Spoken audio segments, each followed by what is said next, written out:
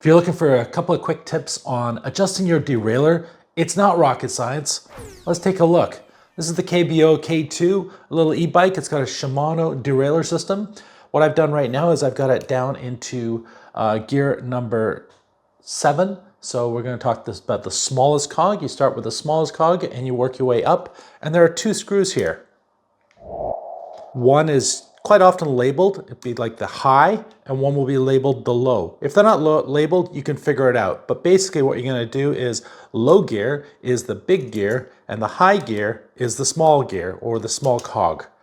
So what you're going to do is line up. When you adjust this, clockwise or counterclockwise, what's happening is the actual cog itself, the actual derailleur itself, this piece right here, is shifting inside and outside just a little bit. And what you want is this cog here to line up with that really small cog back in here. Does that make sense? So all I'm going to do now is I'm going to take my screwdriver, just a little Phillips, onto the high gear thing and just click on it and rotate it one way or the other. And you'll see down here that as I do that, this shifts in and out, in and out. Once it starts to sound good, then all we're going to do is go up to the low gear or the big cog. I'll just adjust that here.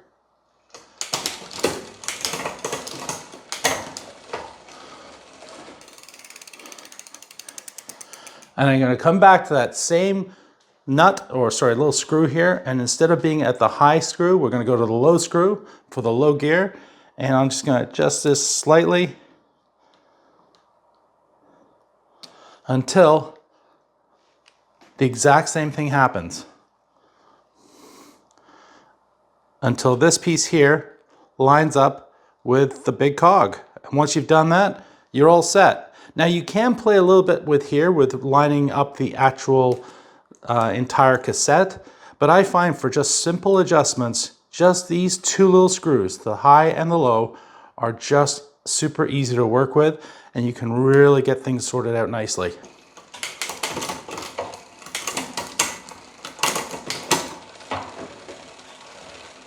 I do a lot of reviews of e-bikes and electric scooters, and this tiny little pro tip has helped me out immensely.